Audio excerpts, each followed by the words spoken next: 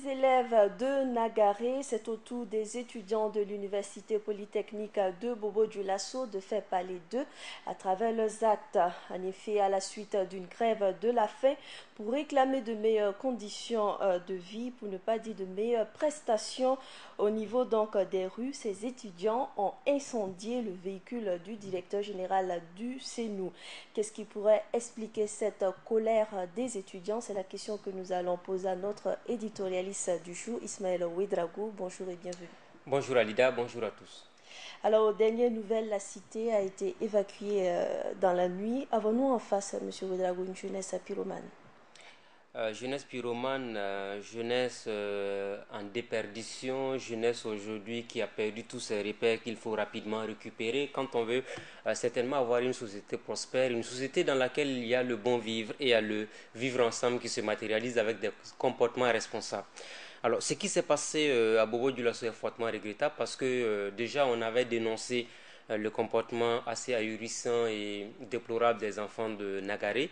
Et quand on a des étudiants qui observent une grève de la faim de 3 jours, parce que les repas qui leur sont servis ne sont pas de qualité, et que cette grève de la faim dérive sur des actions, je dirais, d'hooliganisme, parce que ce qui s'est passé, c'est fortement regrettable. Caillasser le véhicule ou encore incendier le véhicule du directeur régional du Centre régional des œuvres universitaires nous, et ensuite s'en prendre même aux bien d'autres personnes qui n'ont rien à voir forcément avec ce qui s'est passé. C'est regrettable parce que ces étudiants-là, on peut se dire que les enfants de Nagaré, classe de 3e, qui n'ont pas encore un niveau assez élevé et tout, mais des étudiants qui sont à la porte de l'emploi, il y en a même qui sont des gens qui sont engagés dans des partis politiques, qui aspirent à prendre des responsabilités pour certains. Et quand on arrive à avoir des comportements de cette nature-là, c'est fortement regrettable parce que on se dit, quel que soit le différent qui vous oppose au premier responsable, vous devez avoir des attitudes plutôt responsables. Il faut être raisonnable dans la conduite ou encore dans la revendication qu'on mène. Faire une grève de la faim, cela s'entend un engagement ferme.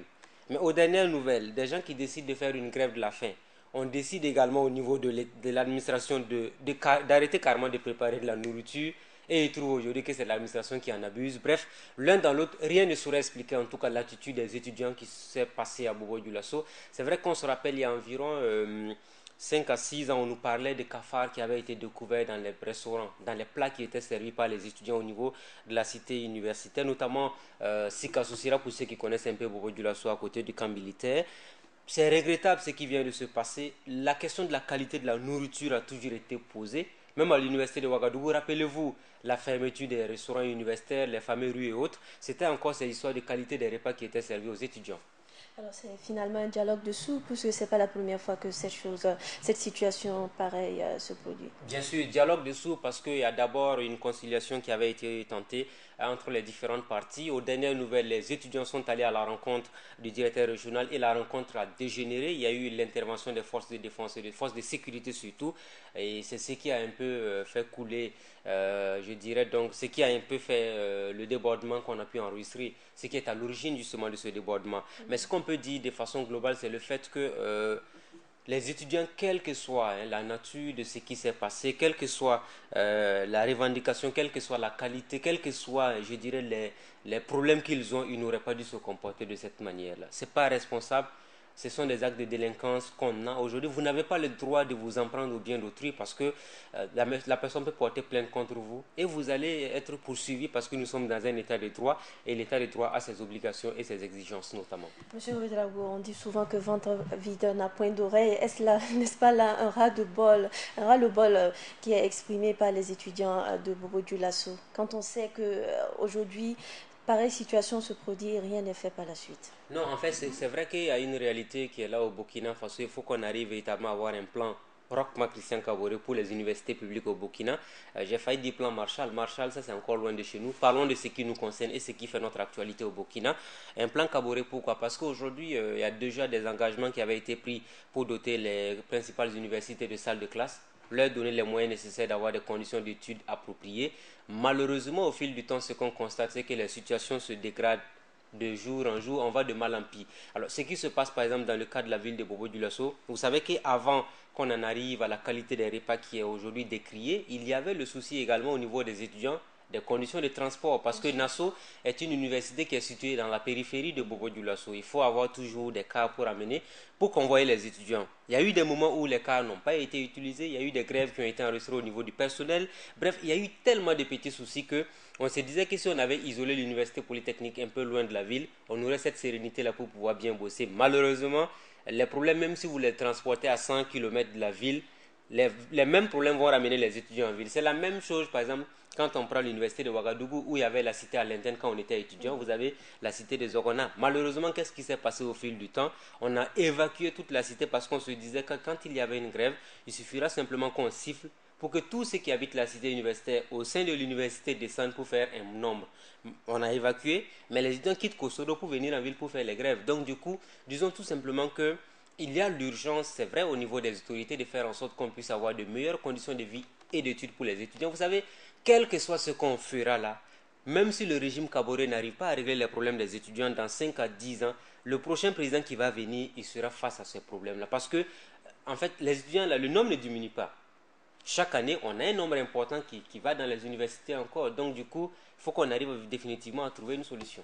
Alors, en attendant un probable plan rock, mesdames et monsieur Ouedraogo, du côté de Nagaré, on a vu quelle a été la décision du gouvernement. Qu'est-ce qui doit être fait donc cette fois-ci pour Bobo Dioulasso? Vous voulez dire qu'on doit fermer également l'université polytechnique de Bobo comme ce qui fut fait à Nagaré? Non, pas évident. Alors, il y a des discussions qui vont sans doute être menées. Comme ce n'est pas l'université elle-même qui est touchée, c'est vrai qu'on va chercher à savoir qui étaient les meneurs. Il faut qu'on arrive à ouvrir une enquête pour savoir situer les responsabilités, qui a fait quoi, qui mérite quelle sanction. Puis bon, on va essayer de trouver également une solution. Toujours est-il que fermer l'université polytechnique à quelques semaines des examens de fin d'année, c'est pas évident. Mais si on a pu le faire à Nagaré, s'il y a urgence et nécessité qu'on ferme également l'UPB de Bopo, on va le faire. Mais je ne pense pas qu'on puisse en arriver là pour le cas de la ville de Sia. Un problème de plus. Oui, un problème de plus, mais un problème qui aurait pu être réglé avec beaucoup plus de maestria, je me dis au début, parce que pour moi, en fait, vous avez vu quand Alassane Ouattara est arrivé au pouvoir en Côte d'Ivoire, il a décidé de fermer les universités publiques pour les aménager. L'université de Ouagadougou, l'université de Bobo Dioulasso, il y a tellement de problèmes qu'on ne peut pas continuer indéfiniment. Si vous avez une blessure ouverte et vous passez tout votre temps à mettre que du sparadrap dessus avec un peu de bétadine, vous n'allez jamais régler le problème. La plaie sera toujours béante et ouverte. C'est ce qui se passe avec nos universités publiques aujourd'hui. Il faut qu'on arrive impérativement à trouver une solution. La solution, c'est de vraiment chercher des thérapies utiles qui vont tenir dans la durée. Et ces thérapies-là, c'est de trouver des solutions, des financements adéquats. Il ne faut pas qu'on ait des ministres qui vont toujours passer le temps à aller sur des chantiers qui sont censés se terminer dans des délais qui ne sont pas respectés. Depuis combien de temps on nous promet de trouver des salles de classe pour les universités qui sont devenues aujourd'hui, ils se disent aujourd'hui qu'ils sont devenus des objets d'art parce qu'ils sont exposés au niveau du CAO. C'est le cas aujourd'hui. Alors on dit université Ouaga 2, il n'y a jamais université Ouaga 2. C'est des chantiers qui ne finissent jamais. Il faut qu'on arrive à être plus rigoureux, plus tatillon également au niveau des autorités sur le fait qu'on doit donner des infrastructures de qualité. En ce qui concerne la restauration, si on constate effectivement que les repas servis ne sont pas de qualité, il y a combien de personnes dans ce pays-là qui peuvent faire des repas de qualité pour les étudiants? Je suis désolé de dire que on a l'impression aussi souvent que bon, on a affaire à des gens parce que ça fait beaucoup de milliards, je vous signale. Servir la restauration pour les étudiants là, ça fait plusieurs milliards de francs CFA et c'est un gros deal. Il y a des gens qui sont accaparés aujourd'hui ce marché-là et finalement il y a des problèmes à n'en pas finir. Mais je dis, on est dans un état de droit. Vous arrivez dans un pays normal, s'il y a des questions de qualité de nourriture, il faut qu'on fasse toute la lumière. Et s'il y a réellement des cas malheureux de repas de mauvaise qualité qui sont servis, mais on rend le contrat et on cherche de nouveaux partenaires qui vont préparer pour les étudiants. Je pense que si ce n'est que pour la nourriture, là, il y a tellement de bonnes personnes qui peuvent le faire qu'on n'a pas besoin de nous focaliser sur une ou deux personnes. Alors, Monsieur Ouedraogo, si vous le permettez, on va aborder un autre cas dans l'édito du jour. C'est les 4 points de plus pour le Burkina Faso en matière de liberté de presse selon Reporters sans frontières. Y a-t-il de quoi se réjouir? Oui, il faut se réjouir de ce qui fait la presse au Burkina. Ce n'est pas nous qui le disons, ça vient de loin. Vous savez, le Burkina est 42e mondial, juste derrière les États-Unis qui occupent la 41e place. Vous avez également le Burkina Faso qui est 5e sur le continent africain en termes de liberté de la presse et liberté d'expression.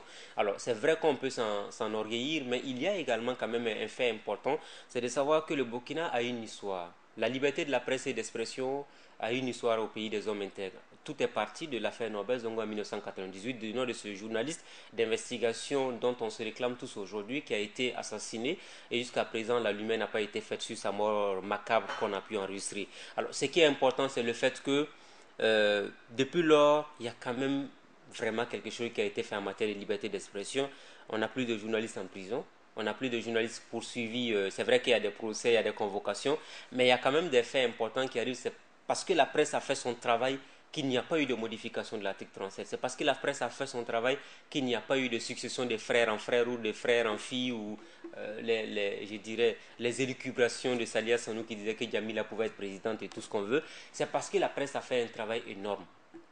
Si la presse n'avait pas fait ce boulot-là, au Burkina Faso, on n'aurait pas eu cette démocratie-là. Il faut qu'on arrive à soutenir la presse. Et je pense qu'au niveau des nouvelles autorités, le président Kaboré disait, je pense, lors d'un détour, que la presse également doit continuer à l'aider à faire son travail. Il ne souhaite pas que la presse soit des griots, mais plutôt on a besoin d'une presse qui puisse critiquer dans le bon sens pour que les choses puissent s'améliorer pour le développement du pays. Partant de là, en quelques mots, les défis de la presse burkinabé aujourd'hui. Alors, les défis énormes de la presse, c'est surtout la corruption. Il faut qu'on travaille à diminuer la corruption au sein de la presse. Ça, c'est le premier élément. Deuxième élément majeur, c'est de travailler à donner de meilleures conditions de vie aux journalistes, donner de très bons salaires aux journalistes. Il ne faut pas qu'on voit le journaliste comme un misérable dans la société. C'est cette image-là qui me choque souvent parce que pour beaucoup, le journaliste d'investigation ou le journaliste tout court, c'est celui qui n'a pas l'argent. On pense qu'on peut acheter un journaliste à 5 000 ou 10 000 francs. Il faut qu'on arrive véritablement à donner à ces journalistes-là toute la valeur qui représente ce métier noble, parce que c'est un métier très important. Le journaliste, il a également il a le droit d'avoir les mêmes attributs que les autres pouvoirs, parce qu'on parle du quatrième pouvoir aujourd'hui. Donc il faut qu'on ait également le pouvoir comme les autres.